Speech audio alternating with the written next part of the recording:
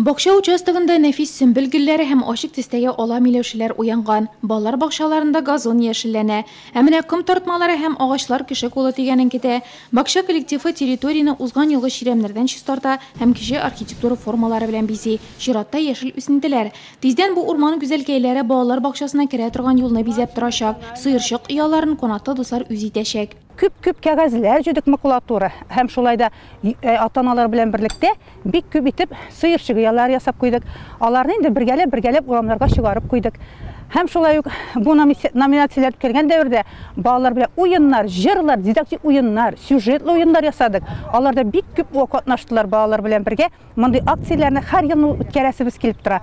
Бакча нәниләрен чиста, уңайлы, матур итеп бизәлгән территория бик куандырды. Җылы яз килү шатлаган алар шигъри юллар белән белгертте. Милый сквозь сказку есть, перетазы наконец. До тебя я дом подстрою, не скворечник, а дворец. Апрель, на дворе светит капель. По полям бегут ручьи, скоро выйдут муравьи. После зимней стужи пробирается медведь сквозь лесной валежник. Стали птицы песни петь и отцвел подснежник. О, весна!